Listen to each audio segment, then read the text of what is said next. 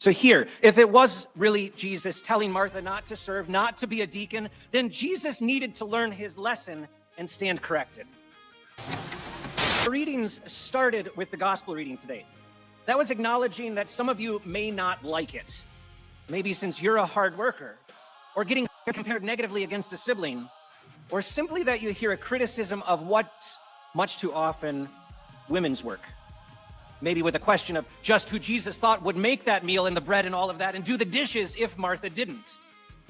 So we started with the gospel in the place of what's usually the Old Testament reading, also as a mental reset. Well, though, if you already didn't like Luke, hearing implicit criticism of housework, of domestic labor, of what still is way too often known as a woman's place, then let me go ahead and make it worse and say that this may actually be trying further to diminish women's roles.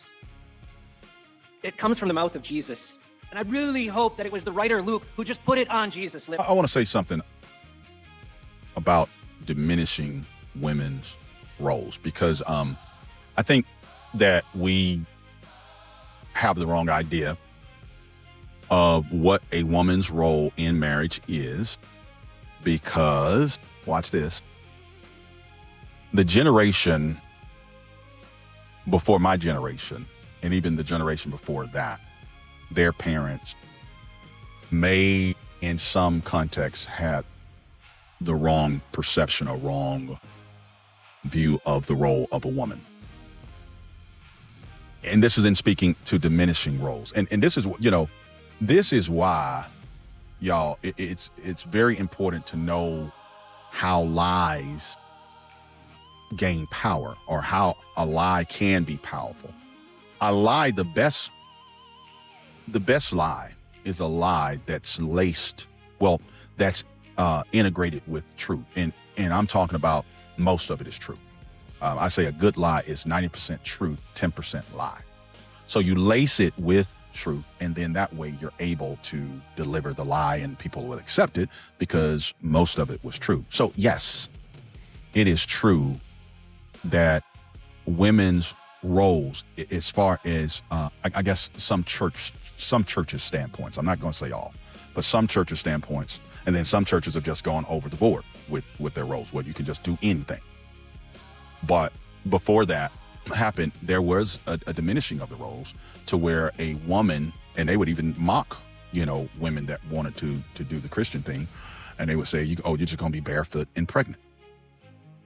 But what we must understand, first of all, that role is a huge role. That role keeps our society going.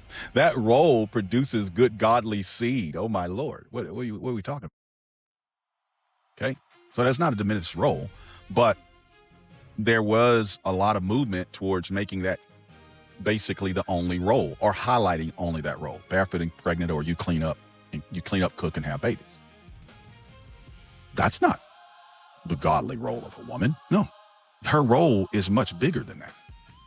Are those things included? Are those things included in it? Absolutely. But they're not the only things. This diminishing, yeah, okay, I agree with you. Because the best example of what the role of a wife is, one of the best is Proverbs 31:10, all the way to the end of that verse. It is. Goes over the whole scope. She's managing the house or the home front to make sure everything flows properly. The money is being taken care of. It looks like she was taking care of the money, and that her husband could trust her with the money. Budgeting.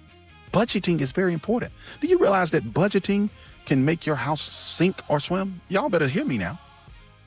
And a lot of folk come up with a reason, you don't live in them. Man, look, this is one of the roles. Get your Bible, okay? Another role is they're making things. She has a business. She's buying land. She was obviously managing her husband's business to a certain extent, helping with that. She's doing all these things, y'all.